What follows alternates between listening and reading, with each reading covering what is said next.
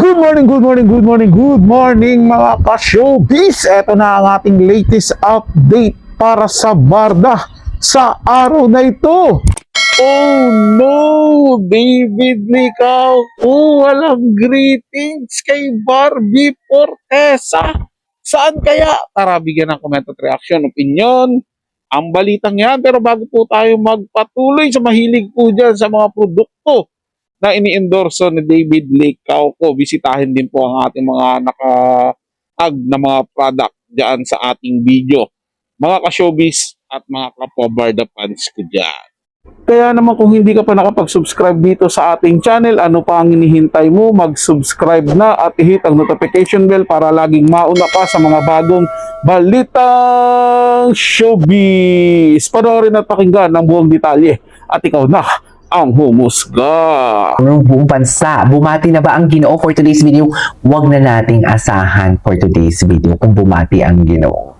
Kasi nakakapagtaka naman kung babatiin niya. Kung babatiin niya, ibig sabihin friends lang talaga sila. Kung hindi niya babatiin, ibig sabihin may special something talaga. Dalawa lang yan eh. Kung hindi niya babatiin, it's either may tampuhan sila or may something sila at sa private niya binati. Diba? What do you think? So without further ado, let's start this reaction video. Mami Anita, I love you. Thank you so much for everything. Mami Divine, shout out. Dito siya. Ay, Bibi is so happy. Alam mo, pag eto kahit wala pang Barbie or David na ayuda muna na magkasama sa kanila, nakita ko lang talaga silang masaya. Buti naman nagparamdam na si Barbie kasi lately si David lang palagi ang ating ang ating nakikitang nagpaparamdam right?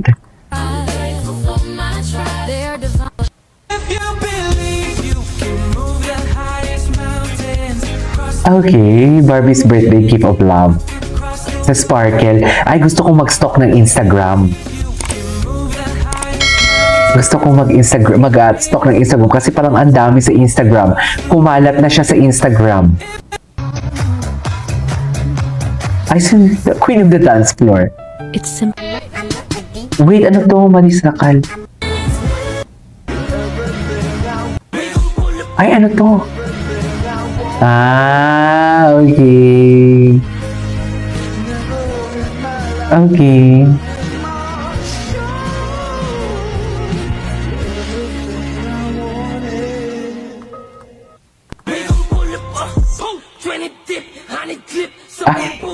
POV me on the weekend. Tapos, yes, me versus Amanda. Ganyan na ganyan ako. Ganyan na ganyan ako. Ganyan na ganyan ako, promise. Sa totoo lang. Ay, is that Dustin New sa likod? Yeah. Si Dustin New nga. Tsaka napansin nyo, everyone talaga, chine-check ni Barbie, no? Nag-check talaga siya, are you okay? Diba?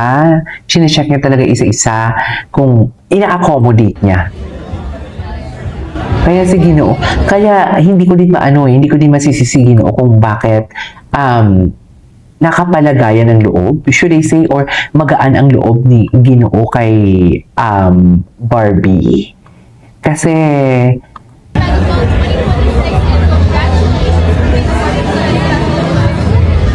ina-accommodate niya talaga eh.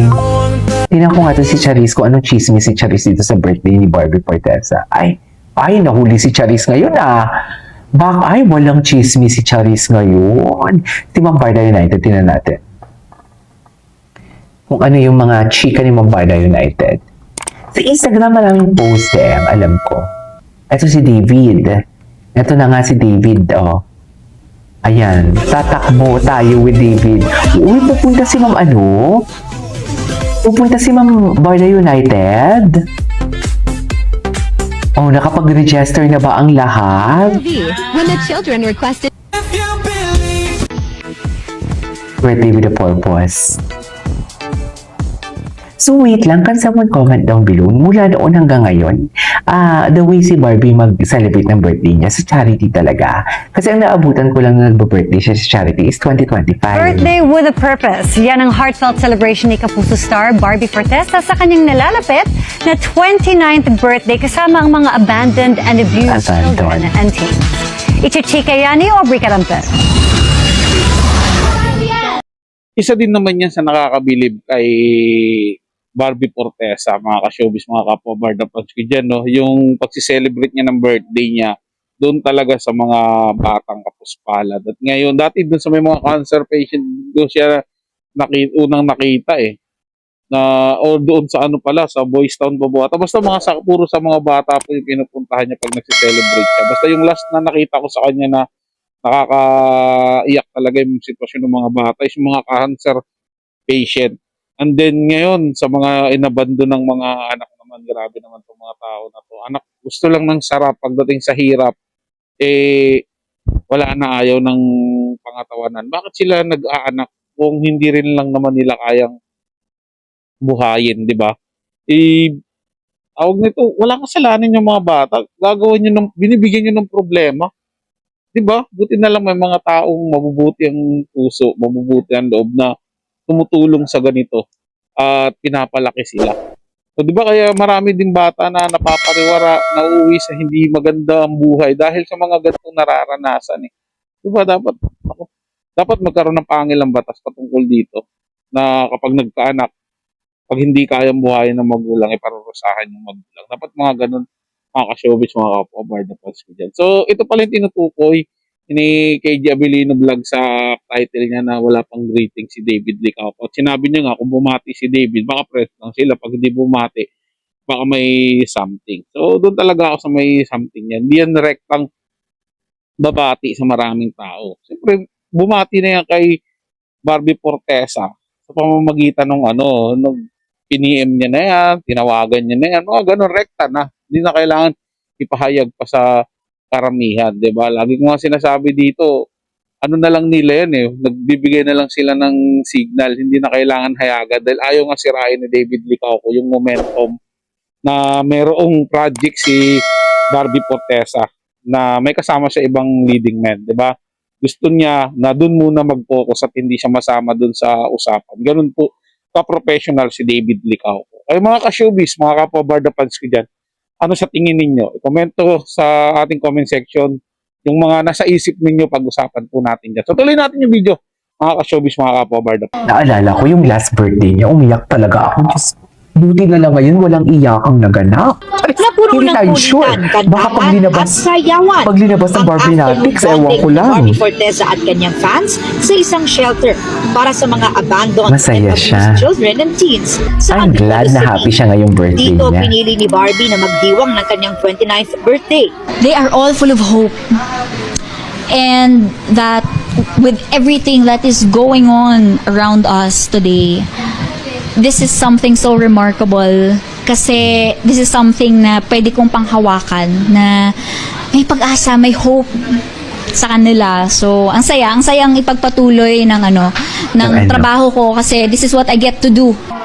Bago pa raw siya bumisita rito, ay na-curious na raw siya sa lugar Ay, nang minsan ah. makabili ng painting ng dagat na gawa ng isang bata mula sa Galing naturang dyan. shelter. Ang naging ibig sabihin Na-meet niya niya kaya para yung sa akin bata? when I saw that painting na Sana na-meet niya yung bata. ang dami pang posibilidad sa buhay.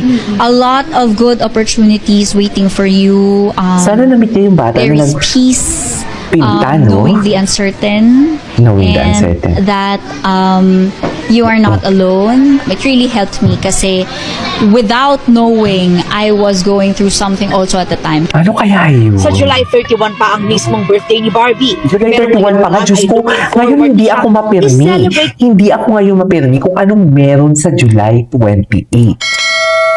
May something talaga sa July 28 na akala ko is birthday yun ni Barbie. ito kasama ang kanyang pamilya. Ano kaya Lalo't nun? dahil May naging nakalitaan busy ba siya akong sa birthday ng pelikula at iba? serye. At dahil mag-29 na siya, ready na rin daw siya to embrace adulting, pati sa mga proyektong ginagawa niya. Sa pelikulang Saving Sherry, nakamakailan ay nag-viral ang isang eksenang naka-wedding dress siya. Grabe, 29 pa lang si Ibang-ibang Barbie. Barbie raw ang mapapanood. A lip Anyway, Y'all ready for this? wait lang. Happening right now. Happening now. Opa Ride with Lucille Byron Vice Mayor. Oh, okay. Sa Palawan. Tingnan natin yung mga repost ni Mambarda United. meron dapat na first ever solo concert ang dating child na Crush ka ba ng crush mo, Ila? Totoo. Totoo. Oh my God, teacher Pring, totoo. Kayo pala familiar. Oo. Crush ka ba ng crush mo? True. Oh my God. Oh, arte. Ang arte. Ang arte ko doon. Wait lang. Tingnan muna natin ang hashtag Barbie Fortesa kung ano yung mga latest. Kasi for sure marami talagang latest dito eh. Ito mga latest. Barbie Fortesa's birthday of love. Ito. Ayan. Ganda ni Barbie, no? Ganda niya talaga po nakaputi. Mas lalo siyang pumuputi, no? Napuno ng kulitan, kanta. Enjoy!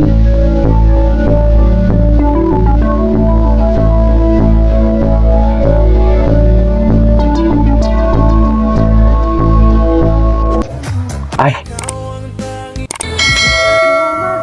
Sa Facebook tayo, lilipat tayo sa Facebook mamaya. Hindi talaga ako, ngayon talaga uneasy tuloy ako kasi hindi ako mapirmi kung anong meron sa 28. Kasi akala ko talaga yung 28 na yun is birthday ni Barbie. Sofer. Yung medyo... Sweet. medyo sige na, Ayan. tayo lang to. Yung Ayan, walang hikat at Anyways, that is our for today's video from Barda. This is Kayo Plus and see you on my next vlog. Grabe talaga mga ka-showbiz, mga kapwa-Barda fans ko dyan, no?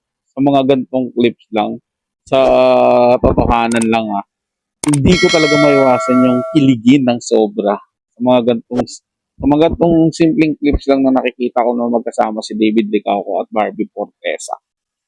Pero sa kabila nun, hindi ko rin maiwasan na manghinayang at sobrang malungkot din.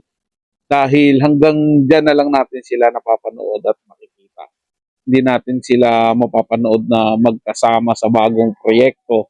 Puro na lang yung mga replays lang, mga dating clips, yung mga binibisita nila.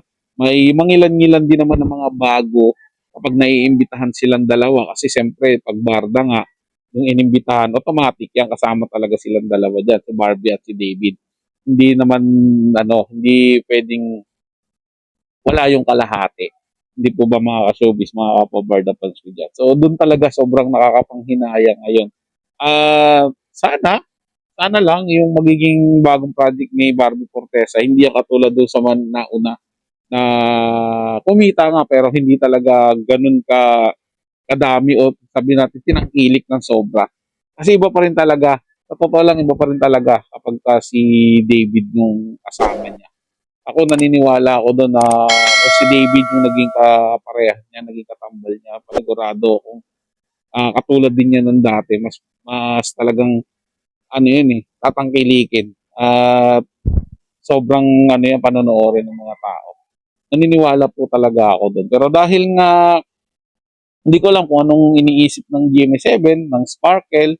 Tama ba? Nasa Sparkle ba sila? Basta, ano man yung artist nila, kung bakit nila pinapatagal o bakit nilang sinasadya yung ganito na masyadong nilalayo na nila si Barbie Fortesa at David Licauco. Wala rin namang official statement na talagang tuluyan ng binubuwag yung Barda at yung bagong collab team na ngayon ni Barbie Fortesa. Yung magiging niya na talaga long time love team, 'di ba, na si Khalil Ramos at wala rin naman napapabalitang bagong love team ngayon si David Licauco. So nangangapa tayo sa dilim mga ka-showbiz, mga kapwa-Barda fans. Talagang mag-aantay po tayo. Ano sa tingin nyo? Ano masasabi nyo? Ano bang nasa isip nyo dyan mga ka-showbiz? I-komento sa ating comment section. Pag-usapan natin yan. Siyempre babasahin at pupusuin ko po yan. Maraming salamat po sa inyong panonood. Para sa mga bagong balitang showbiz, ugliing tumutok dito sa ating channel at mag-subscribe at i-hit ang notification bell para laging updated ka sa mga bagong balitang showbiz.